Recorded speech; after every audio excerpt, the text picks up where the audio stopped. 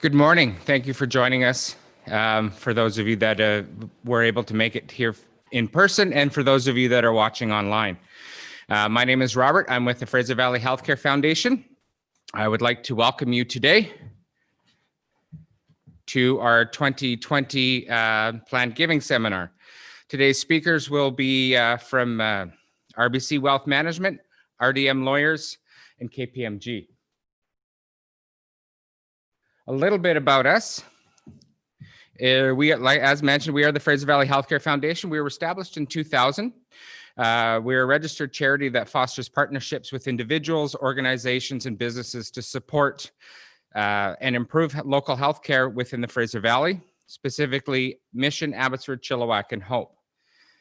Our foundation works with the community to support local hospitals, facilities, and programs run by Fraser Health with a vision to improve the quality and healthcare for our local communities. Current needs in Abbotsford, we are working on helping support equipment for the new ER expansion with an investment of $1.2 million. In Chilliwack General Hospital, we are supporting the purchase of a radiographic fluoroscope to the investment of $1 million. In Mission, we are helping fund laboratory upgrades for $488,000. And in Fraser Canyon Hospital out in Hope, we are supporting more stretcher beds for their ER and a nasopharyngoscope for a total investment of $39,000. At this time, I would like to invite RBC Wealth Management to come up and speak.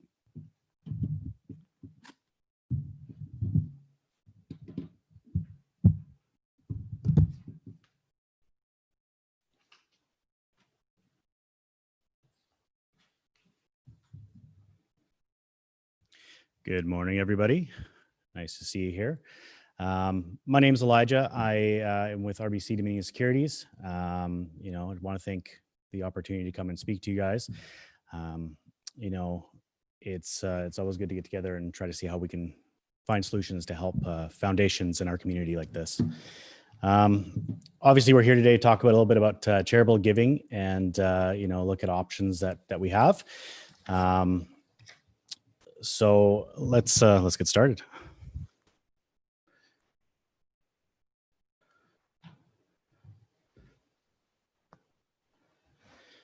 So, again, my name is Elijah. I'm with RBC Dominion Securities. I'm with a team of 7 there. We focus on wealth management. We work with clients to try to figure out solutions to, your goals. We find strategies depending on, what stage of life that you're in, what things are important to you, and we try to help you get there. Basically, we work with you to find a holistic approach to your wealth management.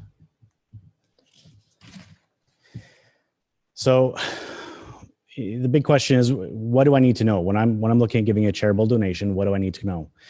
I think the government, they made a great decision in allowing charities to take donations and give credits back, which is helpful to those that are giving. It can potentially reduce your payable taxes, and it's a great way to almost give and then be able to give a little bit more with the same amount. Details on how those credits can be used, I'll defer to Logan when he comes up. He can talk a little bit more about that. And when talking about how the donations can affect your estate and your heirs, we'll let our partners here at RDM to talk about that a bit more.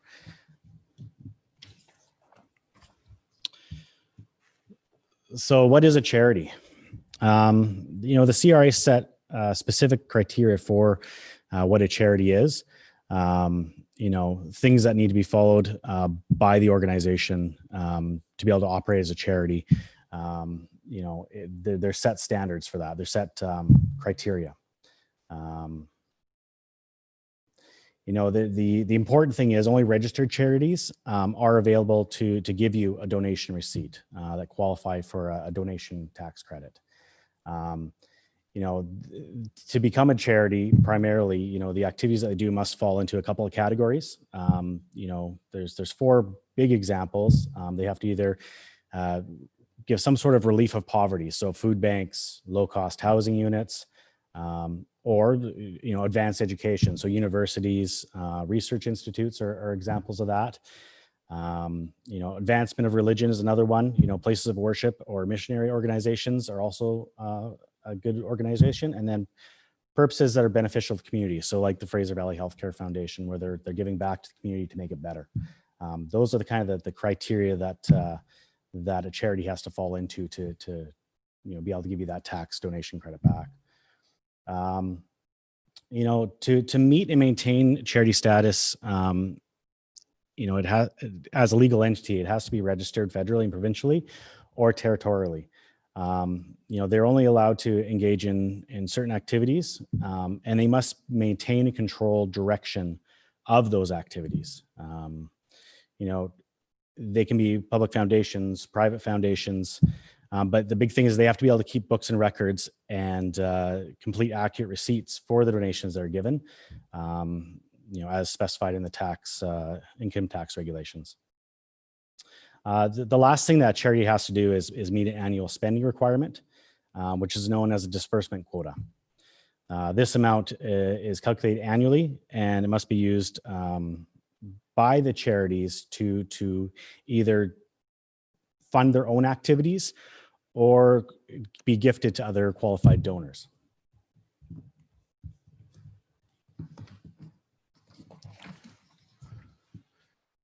A little ahead of myself here. What is a gift? That's the other question that we get quite a bit. CRI considers a gift to be voluntary transfer of funds or property. But the key is you're giving that and not expecting anything back in return. Hence, it's a gift. Gifts can be used to fund those activities, which are, impacting those four categories that we mentioned before. The relief of poverty, advancement of education, benefits to the community. Or they can also be used to fund other qualified donees. There's a number of ways to give gifts to charities. Something as straightforward as cash can be given. Or you can also gift other types of things like investments, mutual funds, company stocks. And there's also more complicated options such as endowment funds or charitable trusts that you can set up. These offer good options to those wanting to kind of create a legacy to continuously give to the charities. Some charities even accept personal property such as cars, land, artwork. A donor has many different options when looking for ways to give. If you ever question whether a charity is able to accept a gift, it's always a great idea to contact the gift planning officer, or their equivalent. So a person like Robert, if you ever were questioning what you can give to them, what they're accepting, what will be helpful to them, Robert's a great person to chat with, and he can inform you what's best to give. The next thing's kind of like what's not a gift. There's lots of things we can give. There's lots of things we can't give. A few things that aren't eligible, a gift of service. So if a professional comes in and wants to help an organization, that service that they're providing, generally not accepted to be given a donation receipt for. The same goes for paying a basic fee or admission to an event that's being put on by a foundation or a charity. If you receive some sort of advantage from giving the gift that you're giving to them, your donation, all or part of the donation may not be eligible. An example. If you're getting use of property, or if you're getting a dinner or tickets to a sporting event, that would not be considered, that'd be considered having an advantage back from your donation. So all or part of that could be ineligible for the tax credit. Another thing is donating property personal property that doesn't have value or assessed very little value. So that unfortunately means if I want to give my suits to Robert for the charity and they're 20 years old and don't fit very well, that's not deemed as a gift. I can't get a tax credit for that.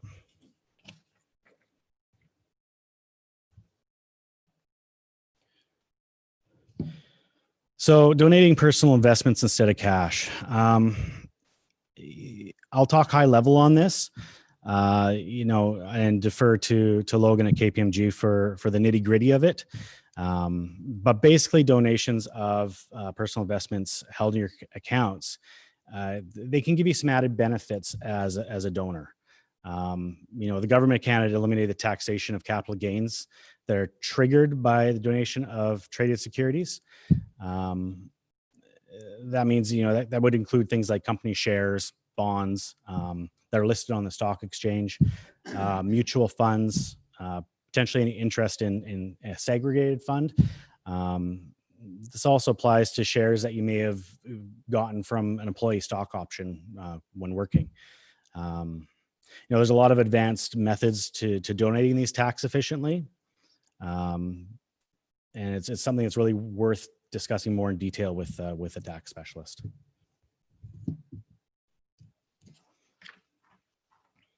So I'm not going to touch too hard on this, but this is just an example of what it would look like if you donated shares in kind instead of cash. In this example, it's showing if you're donating $50,000 of RBC share, currently at about $50 each. And now, obviously, if you follow the stock market at all, the shares of RBC are not $50 each, but it's an easy number to work with. If you bought those shares for $12 each and they're worth $50 now, you can see that there's a bit of a difference in the actual ability to have that money go a bit farther than if you sold and had to pay the taxes on those. Again, for more depth, we'll let the professionals on the accounting side explain this to you later, but this is just a quick example of how you can actually extend the money that you can get from selling shares compared to donating the shares directly to a charity.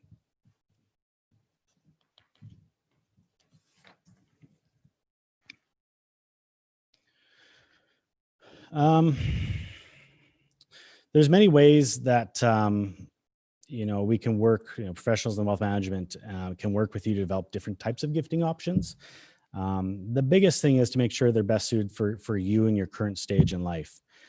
Things like your age, your living expenses, your tax situation, even your family dynamics. They're all important factors to consider when looking at how you want to give. And really comes down to trying to create a very personalized plan. What's good for one person isn't necessarily good for another. So it's really important when you're looking at giving to a foundation like Fraser Health or any charity that you really consider talking to your professional, your accountant, your lawyer, and your advisor to see how they may benefit you or some things you need to watch for.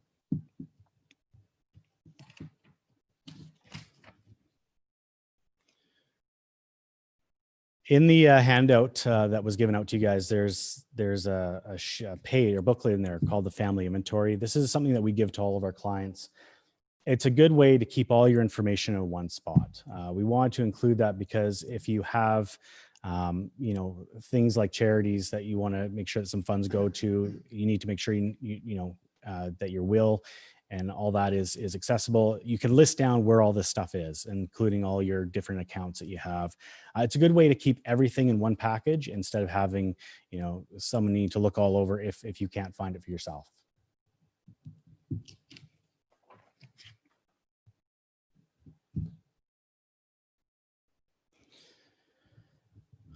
So when you're giving a gift, again, there's some personal considerations.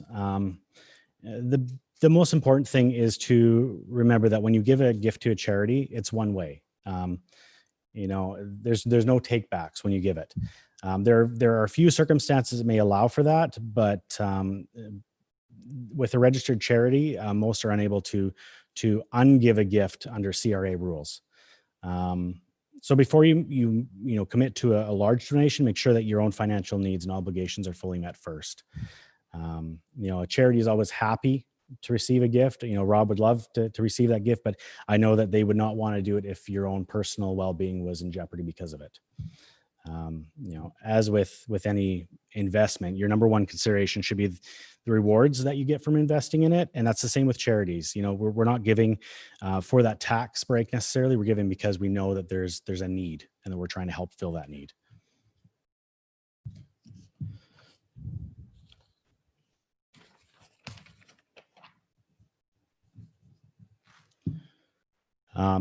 So that's basically my portion. I'm going to leave you with a quick quote by Winston Churchill.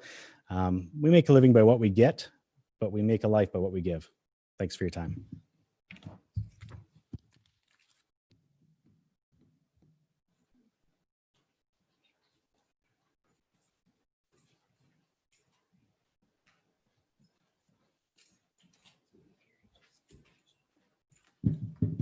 Thank you, Eli. For those of you that are watching us online, apparently we're having a bit of a chat box issue. Those of you all have my email address, so if you want to email me your questions, I will make sure that they do get answered by the appropriate speaker. Again, thank you, Eli. Right now, I'd like to call on RDM.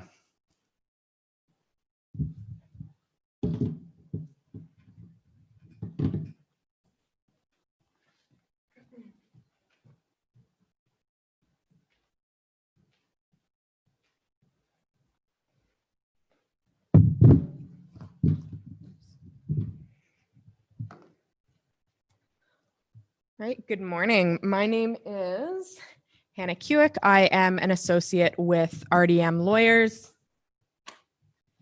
My co-presenter, Marta Dean, will not be joining us today, but RDM is a full-service firm located in downtown Abbotsford. If you're familiar with Abbotsford, we are that big brown wedge-shaped building right at Five Corners. Like I said, we are full service. Personally, I am practicing mostly on the corporate, real estate, and then estate planning side of things. But we do have more or less everybody in-house to assist you with your needs. So I'm going to be giving you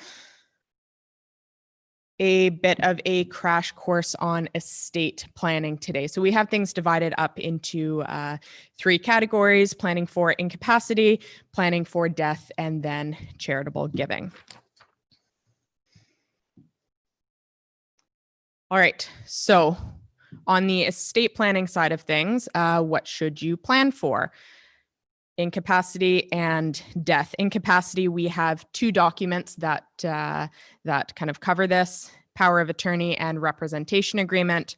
On the planning for death side of things, we have, of course, your will, which most people are familiar with, and there are other estate planning techniques and tools that can facilitate that planning for death as well. Holding things jointly, beneficiary designations on accounts, and setting up trusts as well. So between your power of attorney, your representation agreement, and your will, those are kind of the holy trinity of estate planning documents. Okay. So the first thing that we are going to chat about is planning for incapacity. So like I mentioned, there are 2 documents that deal with planning for incapacity. The first is what we call a power of attorney. So you may have heard of this before. A power of attorney allows you to appoint somebody to deal with legal and financial matters on your behalf. So you are appointing somebody that is called the attorney. They can essentially step into your shoes and do anything that you can legally do in regards to those matters. You can grant general powers or specific powers. Typically, we do a broader power of attorney, a more general power of attorney that does just allow that attorney to kind of step into your shoes and make those decisions. But let's say you were going through a real estate transaction and you had to be out of town. You could do a specific power of attorney that appoints somebody just to deal with executing those closing documents, right? It wouldn't allow them to deal with your banking information or anything of that nature. So that would be a more specific power of attorney. And the authority that's granted in a power of attorney continues despite the maker's incapacity. So the enduring portion of an enduring power of attorney means that it's valid when you sign it and when your attorney signs it, or the person you're appointing signs it, and it continues through any incapacity on your part. You can terminate it at any point so long as you still hold that capacity. But if you do not, it continues until your death. And like I said, it does continue through any incapacity. So it's a very useful tool to ensure that if something were to happen to you, if you were to become incapable, things could still kind of maintain that status quo. Somebody could step in and assist you with those matters. Next up, we have what's called a representation agreement. Similar to a power of attorney in that, once again, you are appointing somebody to deal with matters on your behalf. While the power of attorney deals with, I guess you could say, the more administrative side of things, right? Dealing with legal, financial matters. Typically, you're dealing with a bank, real estate, those sorts of things. A representation agreement deals with personal, medical, healthcare decisions. So kind of what they've done is just drawn a line down the middle of your life and given an agreement to govern each. So once again, you are appointing somebody. In this case, they are deemed the representative, and they are allowed to make decisions on your behalf. Again, in regards to your personal and healthcare matters. Now, there are two types of representation agreements: standard and non-standard. Bit of a misnomer because the more common agreement is actually the non-standard agreement. It's a broader agreement. It allows you to appoint somebody to make decisions regarding kind of any of your personal, medical, healthcare matters. Okay, so it's more of an umbrella agreement. While it does cover end of life care, which is usually what springs to mind for people with these agreements, it covers let's say you're incapacitated and decisions need to be made as far as where you're going to be living, right? What level of care you need, what kind of social activities you're going to be engaged in, what kind of interactions you're going to be having with other people, decisions regarding your diet, your medication. It really kind of runs the gamut. That's typically what we draft, because we do want somebody to be able to step in and make kind of whatever decision is necessary. Conversely, we do have what's called a standard agreement. Usually this is used when somebody doesn't have the capacity to make the non-standard agreement, because the capacity requirements are a little bit less, but it's a less broad agreement. You can make kind of general personal and medical care decisions. You cannot consent or refuse health care. You can't make those end-of-life care decisions. You can do some routine make routine financial decisions like paying bills or purchasing standard items like food. But again, we typically go with those non-standard agreements. Now, in the event that something happens, you become incapable and you do not have these agreements in place, unfortunately, it doesn't just mean that somebody can step up, right? That your spouse or your child can step up and deal with matters on your behalf. Depending on how you hold your assets, right? If you hold things jointly, that joint owner will continue to be able to maintain the status quo. But if it is just you, or you do hold those assets in your name alone, things are kind of going to be stuck. And the step is to apply for what is called a committeeship. Something that we do like to try and avoid, because it is a court process. It's a formal court process. It is expensive. I think you're usually looking at a minimum of about $8,000. There needs to be testimonies or medical opinions by 2 doctors as far as your incapacity. It's quite a big ordeal for somebody to just gain that ability to deal with your affairs, to make those decisions on your behalf. So doing the drafting ahead of time, getting a power of attorney in place and a representation agreement in place, pretty simple, pretty standard procedure, and can really save some headache for your family down the line. And then we have planning for death. So the third document on the estate planning side of things is your will. A will is a legal document that contains instructions regarding how your assets, your property is going to be distributed upon your death. So the key elements really are appointing an executor, pardon me, and that is the individual that will be carrying out the terms of your will, the wishes that you've laid out in your will. If you have minor children, or if you are a guardian, if you've been appointed a guardian, you will appoint guardians in your will to take care of those minor children on your passing. Of course, your will is going to direct who will actually inherit your property, so those beneficiaries, and when that property or those assets are going to be distributed. Okay, I'm not sure if any of you are familiar with probate or the probate process. Probate is a court process wherein a court confirms the validity of a will, so that a will is valid, that an executor is appropriately appointed, and it gives the executor the authority to actually take those steps and distribute the assets as laid out in the will. It's not always required. Certain things trigger probate, and kind of generally speaking, to kind of narrow it down a bit, if you on your death hold an asset in your name alone worth more than about $25,000, that's likely going to trigger probate. So your estate or your executor will have to go through this process before they can actually make distributions under your will. Like I said, it is a court application. It's not a stand up, make submissions in front of the court, but it's a submission of documents. You disclose all of the assets of the deceased, the value of those assets. There's a lot of supplementary documentation.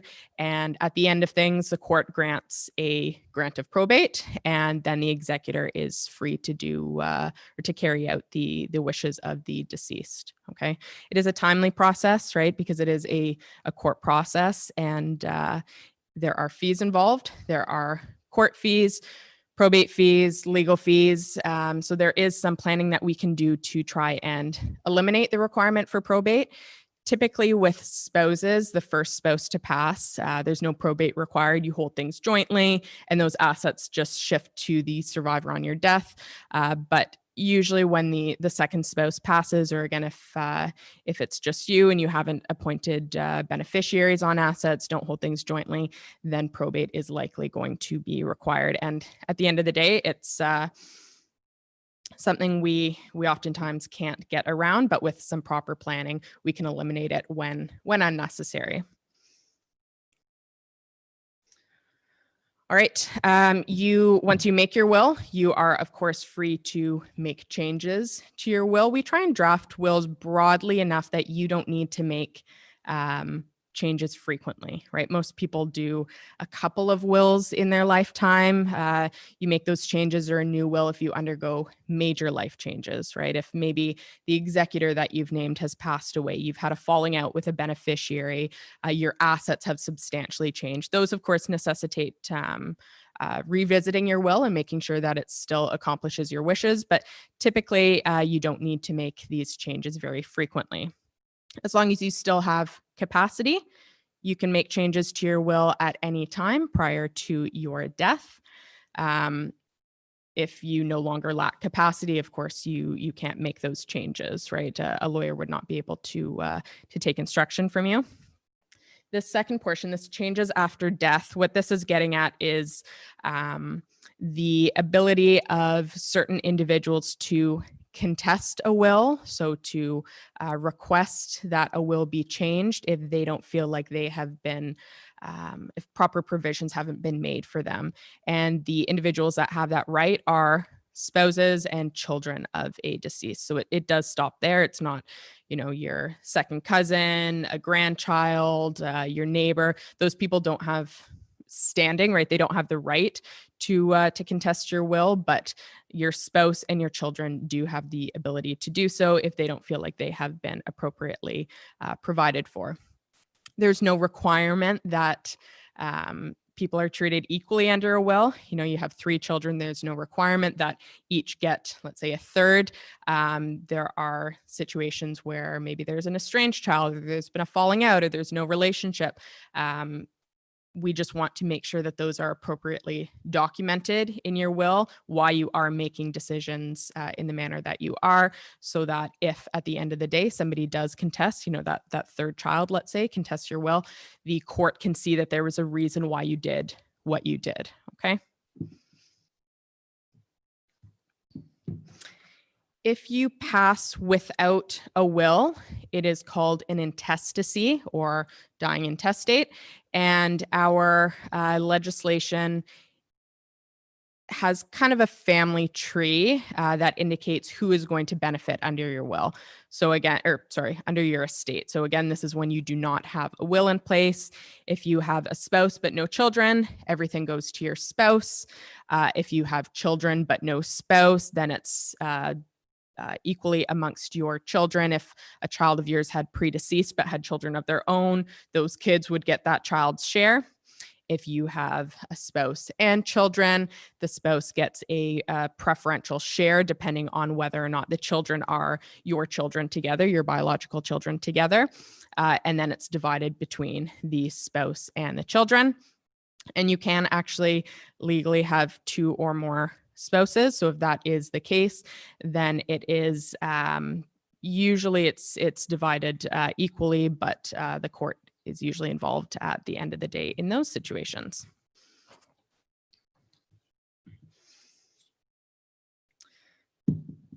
So I mentioned earlier that we do try and draft wills fairly generally, fairly broadly, of course, still in a way that accomplishes your wishes. There are situations, of course, where more complex planning is required. So if there is a blended family, second marriages, children from different relationships, if there are any beneficiaries who are disabled, incapable, we need to talk about setting up trusts, maybe protecting that individual.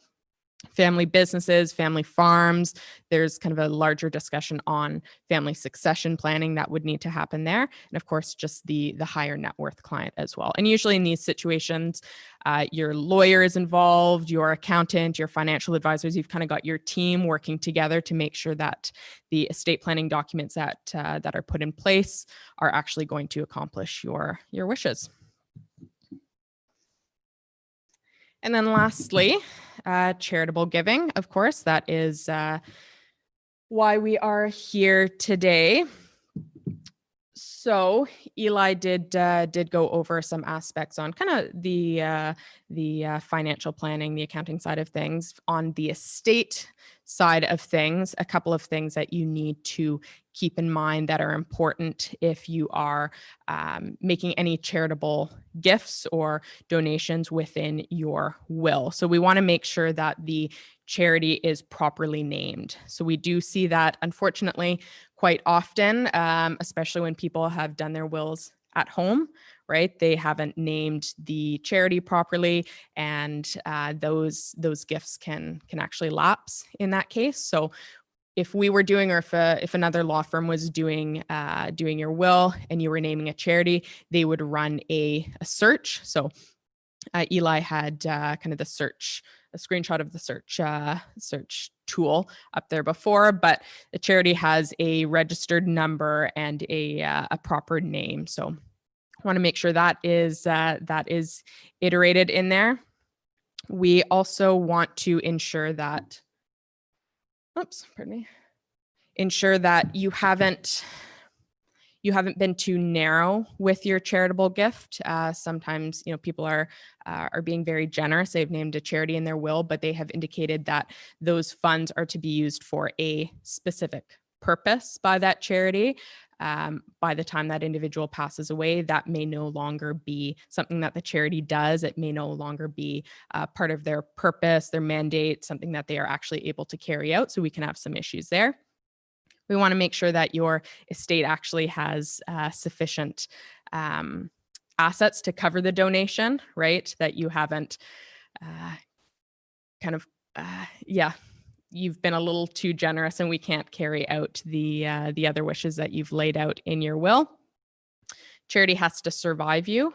Okay, so it has to be in existence at the time of your death. We can include some language that allows the executor to choose a new charity in the event that that charity is no longer around, right? Give them some discretion. And again, if the charitable gift is dealt with through your will, that is something that that can fall under that probate heading. So there may be more financially efficient, tax efficient ways for you to implement those charitable gifts rather than having it flow through your will. But again, that's kind of a bigger discussion that usually involves your accountant and your lawyers as well. So that is it on my end of things. Robert, are we doing questions or are we saving that till later? I have no questions from online. Okay. Yet. Is there any questions from the floor at this time? Okay, right on.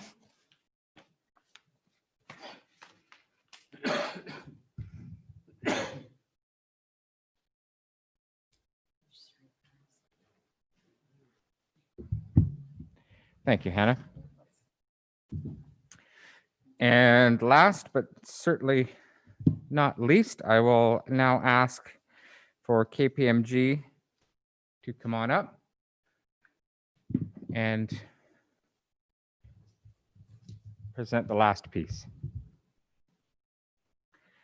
And for those that are watching while Logan comes up, the chat function apparently is now functional. So if you're online and have a question, feel free to send it. Thank you.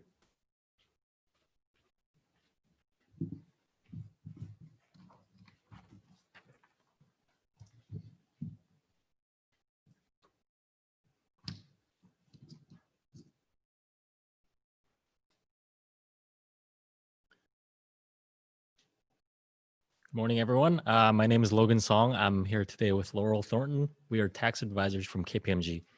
Today, we have a presentation for you discussing some of the key tax factors that you should consider in planning your charitable giving and leaving a legacy.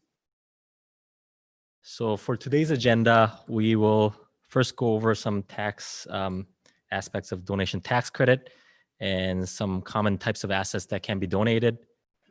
Specifically what donating securities look like. And we'll also look at death and taxes, and finally, testamentary donations.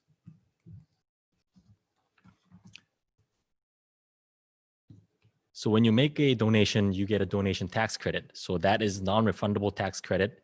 In a year, if you make up to $200 of donations, you get about 20% of that donation back as your donation tax credit. Anything over that, you get about 45.8% as back as your donation tax credit. And if you're fortunate enough to be making over $214,000 to $220,000 a year, you can get around 50% of your donation as donation tax credit and over. This is important because if you're making a large donation, you want to make sure that those funds are being optimized and you preserve your funds so you can plan your affairs in order and make sure you leave a larger legacy for your loved ones and your charity. So if you're making donations of that magnitude, about 50% of that you get back as your non-refundable donation tax credit. Like I mentioned, these are non-refundable tax credits, meaning you can use these credits to reduce your tax payable in a year. So if you have $5 of tax payable this year, you can use donation tax credit of $5 to reduce that payable. But these can't be used to create a refund if you don't already have tax payable. But if you've made installments during the year or you've paid taxes during the year through your paychecks, remittances, you may be able to get some of those back.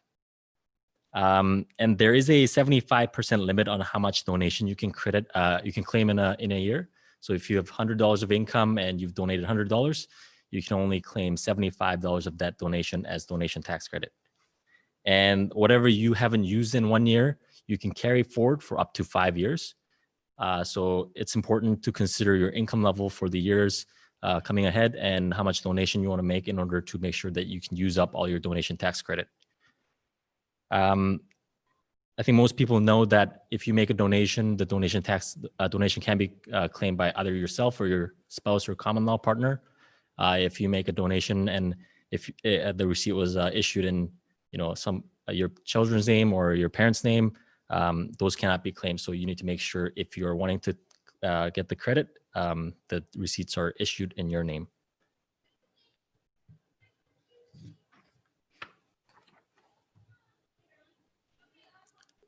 So some of the common types of assets that can be donated: cash, obviously you can donate.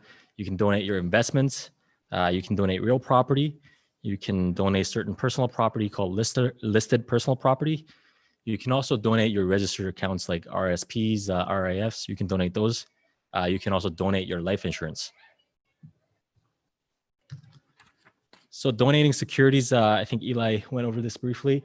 So the key thing to note is if you donate securities directly, you don't get any capital gain triggered, and you can keep all of your donation tax credit. Whereas if you sell it, you have to report that capital gain, and some of your donation tax credit gets used up to offset that capital gain. So that's something to keep in mind, and there's a special tax rule that allows you to have a little bit more advantage there. And one thing to note is if you're planning on donating investments to your charity, make sure you plan that ahead of time so the transaction clears before the end of the year, so you can get the credit in the right year that you plan on making the donation. So just a quick example again, say you have $10,000 of investments right now, you want to donate that to your charity. You bought it maybe 5 years ago for $5,000. You're doing pretty well. Your tax rate at the marginal tax rate is 40%. And because you're donating over that $200 threshold, let's say your donation tax credit rate is 45.8%.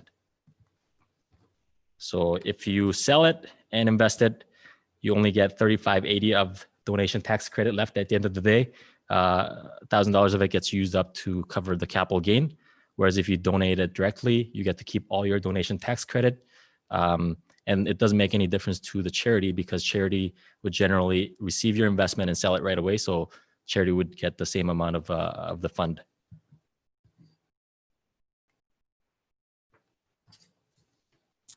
You can also donate your real property, land or building as well, and have that go to your charity for their use. The donation receipt that you would get in that case is based on the value of the real property at the time of donation. That would generally be determined by your charity. And again, here, there would be a deemed disposition when you make this donation at that value. And there's no special rule available to get rid of that capital gain. So that capital gain, assuming that your property has appreciated in value since you purchased it, would have to be reported in your tax return. But that 75% limit that I discussed earlier doesn't apply here. So in a year, say you donated and you triggered $100 of capital gain from donating real property, you can use donation tax credit to fully eliminate that capital gain. In certain rare cases, you can make an election to have the donation occur at cost. So in that case, you wouldn't have any capital gain triggered from donating, but you would also get a lower tax receipt based on cost instead of the value of the property at the time of donation. This could make sense in certain cases, but for the most part, for most donations, this election may not be appropriate. Just something small to note is if you are donating these real property in BC property transfer tax doesn't apply. So as long as the charity is using the property for charitable purposes, so it leaves a larger amount of fund and the charity doesn't have to worry about property transfer tax. You can donate listed personal property. These are works of art, jewelry, and certain rare collections. Again, when you donate these types of property, there's going to be a deemed disposition at fair market value, and you will have to have that capital gain reported on your tax return. There is a little bit of a trap here. If you purchase these assets within 3 years prior to donating, the donation receipt you get back will be lesser of fair market value and cost. So it would be a lower donation receipt amount that you get. And that 3-year period extends to 10-year period if you bought something with the specific purpose of donating that property down the road to your charity. So that's just something to watch out for.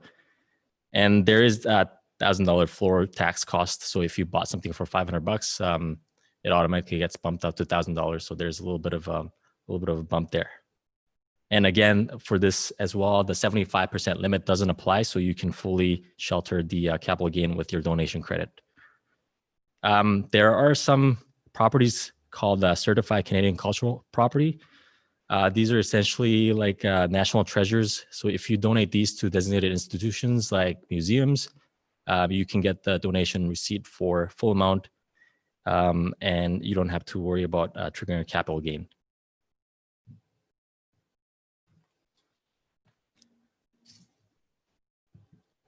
We'll discuss death and taxes, two things you cannot avoid, and the tax filing requirements can get quite complex and a lot more complex than a lot of people envision. So when you pass away, you have to file your tax return up to the date of death, and that responsibility will usually fall to your executor of your estate or administrator of your estate. And in this date of death tax return, you have to include all of the income you earned up to the date of death. And there is a deemed disposition of all of the property that you own personally. And this can get quite complex depending on the types of assets you owned. So if you own significant portfolio investments, real property investments, these would all have to be reported deemed disposed of in the date of death tax return. And if these assets have appreciated in value over time, they'll all come into income at once and hit you at a higher marginal tax rate. And the tax burden could be significant. And also the reporting may get very confusing unless someone passes away on December 31st. There's a cutoff mid-year, and the portfolio investment reporting can get quite complex, and it may require significant professional help to kind of get that reporting done. When you pass, there's also deemed collapse of your RRSPs and RRIFs. At the full value of the investment at the date of death. So these all come into your income all at once as well. So you get taxed at that high marginal rate. And so for these kind of investments, there's certainly an advantage of contributing during your lifetime, and you get that deduction each year. But when you pass, they all come into your income all at once. So point of these investments are to make sure that you just live a long life and use them slowly over time.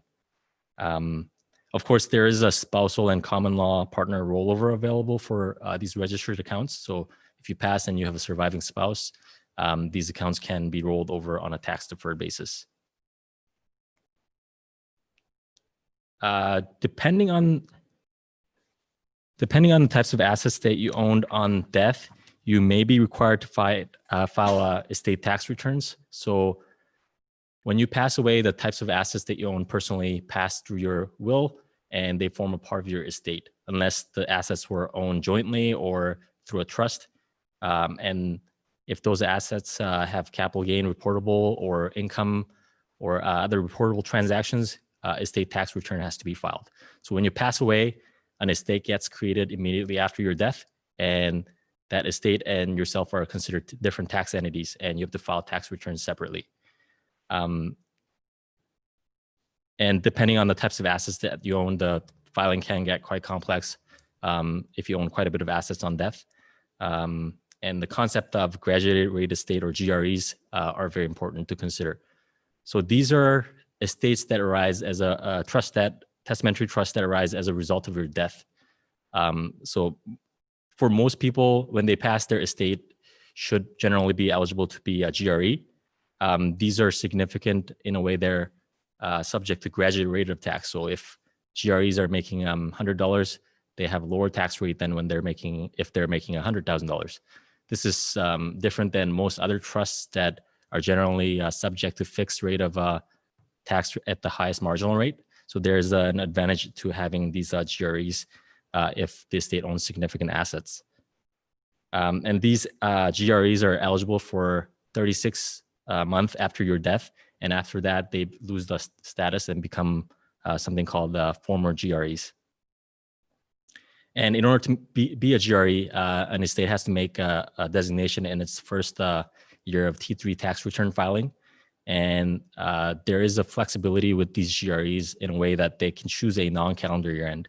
So most trusts have a calendar year end ending on December 31st, but these can have non-calendar year end. So if somebody passed away on March 31st, GREs can have a tax year from April 1st to December 31st of that year, or it can have a tax year from April 1st to March 31st of the next year.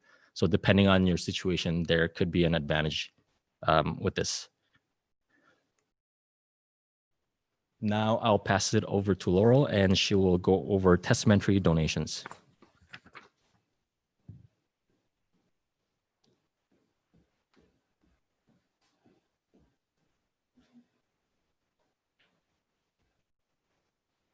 Thanks, Logan. So I'm going to be carrying, I know we've been talking about a lot of technical things. So if you hang in there for another 10 minutes, I'm going to be going through testamentary donations.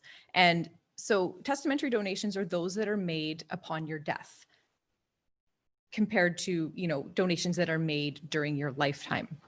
So testamentary donations can be made, as you've heard throughout the course of the presentations today, through your will. So you can leave a specific dollar amount to a charity. You can also leave other assets like real estate or an investment portfolio to a charity through your will. You can also leave assets such as registered accounts like your RRSPs or your RRIFs or even your TFSAs to a charity by naming them as a beneficiary of those registered accounts. Similar with life insurance, you can name a charity as the beneficiary of your life insurance policy. So what's important to keep in mind with testamentary donations is there's fortunately quite a bit of flexibility in terms of how you can use that donation tax credit when you make testamentary donations.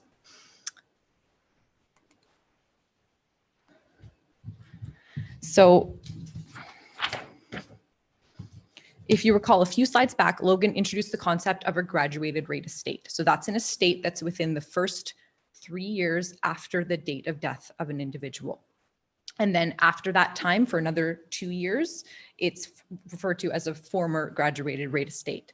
So the significance of this is that if in that first 5 years after the date of death, a donation is made, the executor of the estate has the ability to carry back that donation and have it applied in the deceased's final date of death tax return or the deceased's tax return in the immediately preceding year to their date of death. And the donation, if you recall, the standard limitation on donations is 75% of net income. That limit is not applicable in those 2 years. So that the year of death and the immediately preceding year, you have that limitation all the way up to 100% of net income. And of course, if the estate makes the donation, it can use the tax credit in that year in the estate's tax filings for that year. It can carry it back to a prior year when it was a graduated rate estate. And then of course, anything that remains can be carried forward for 5 years, and those are subject to the standard 75% of net income limitation.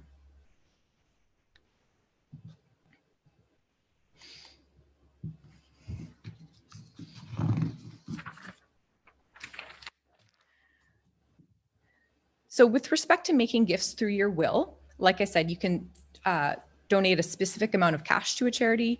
You can donate real estate. You can donate other assets. You can donate portfolios. When that happens, the charity will issue a donation receipt up to the full fair market value of the asset that is has been donated, and it's going to be the value at the time that the donation is made. So there's a cash flow consideration that you need to keep in mind when you are making donations through your will. And that is, if you recall, Logan mentioned the concept of that deemed disposition of all your property upon death. And to the extent you don't have a spouse alive that you are rolling that property over to on a tax deferred basis, then that date of death tax return can have quite a significant tax bill. And now if the donation that the executor makes occurs, several years after the date of death, what's going to happen is that final tax return is going to have to be filed. The taxes are going to need to be paid. So there's going to need to be, cash flow available to pay those taxes. And then once the donation is made, the executor is going to have to go back, file an adjustment to that tax return, and then wait for the refund from the CRA. So that, depending on the dollar amount of the taxes and the donations that you're looking at, that can be a significant cash flow hiccup, if you want to think of it that way. Fortunately, the CRA does have an administrative position that in certain circumstances, they will actually allow a donation to be claimed in that date of death tax return prior to when the donation has actually been made. There are requirements that need to be met. There's acknowledgements and letters back and forth between the estate and the charity acknowledging the gift that's going to be made and the amount of the gift and whatnot. So there are certain criteria that do need to be met, but there is a potential relieving provision there available to deal with that cash flow mismatch.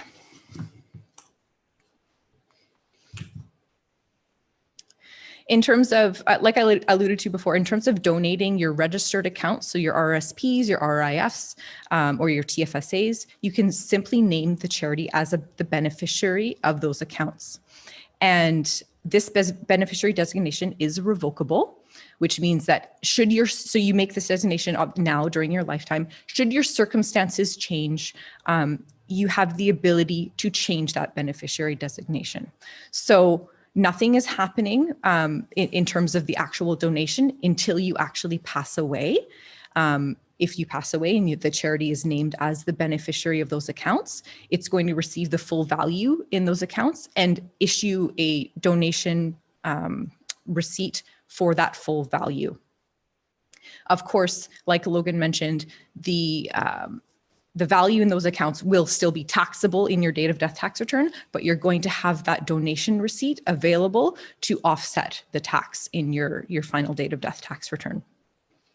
What's also nice, Hannah mentioned the concept of probate and things attracting probate fees. So if you have a beneficiary designated for these accounts, it's not something that's passing through your will that then needs to be probated. So there is some savings to your estate there as well by naming a beneficiary of your registered accounts. Now, life insurance, very similar to donating a registered account, is you can simply name a charity as the beneficiary of your life insurance policy. Again, this will lead to some probate savings. You will get a donation receipt issued at the time of your death for the payout of the life insurance that the charity receives. And then there's a couple other options in terms of using life insurance to make donations. So not only can you name a charity as the beneficiary of your life insurance policy, you can also name it as the owner of your policy. And the concept here is ownership of that policy is transferred to the charity. You as the individual carry on making your annual insurance premium payments, and then the charity will issue you a donation receipt for the value of those premium payments that you make on an annual basis. So you can make use of those charitable donations every year throughout your lifetime.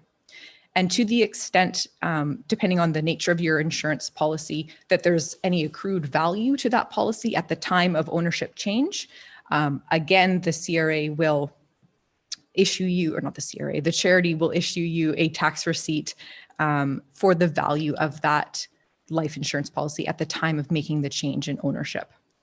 Now, what you need to be mindful of with this type of planning is that the gift is not revocable. So once you make the change to have the charity as the owner of your life insurance policy, that's not something you can take back. So unlike the previous options with the registered accounts and just simply naming the charity as a beneficiary of those or of your life insurance policy, you have the flexibility to change that beneficiary designation prior to your date of death. With this option, it's not a revocable gift.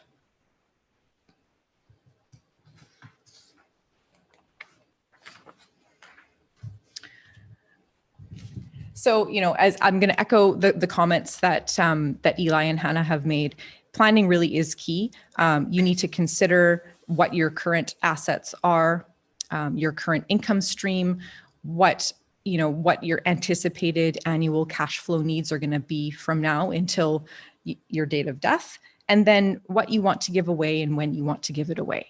Now, certainly, tax savings shouldn't be the primary motivating factor for giving charitable donations, but they are significant. As Logan illustrated, they can give you a tax credit of up to 50%. So it is important especially for large donations, that you take the time to plan what you're going to give away and when you're going to give it away.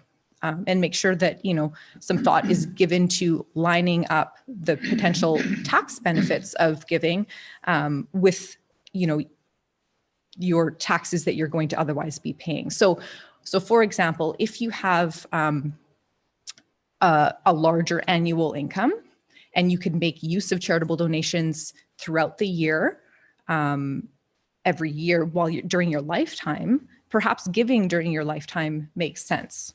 If you have lower annual income and you need to retain that income for your own personal cash flow needs, but say you have an asset with an accrued value that you would like to give away upon your death, then perhaps that makes more sense, because assuming that there's going to be some tax triggered upon your death as a result of the deemed disposition of that asset, if you're giving that away through your will, then you're going to have a donation tax credit that you can use to offset those taxes.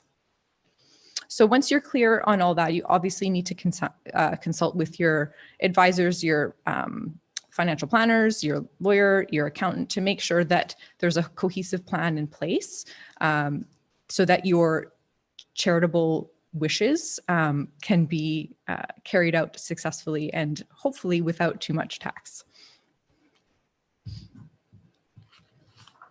So, Rob, are there any questions? I still don't have any questions from those that are watching online. Are there any questions, KPMG or any of our other speakers here in the audience today? Seeing none. Okay. All right. All right. I would like to take this opportunity to thank our speakers coming out today and presenting for us. And this is my second year hosting these presentations, and I'm still learning lots every time we do this. Should you have any questions in the meantime, you can email myself, and I can get your questions answered for you. If you have any questions about the foundation, you can always contact me as well. Having said that, I'd like to thank our presenters. I'd like to thank those that joined us here in person, and of course, those that are still watching online. Have a great rest of your day, and thank you. Thank you.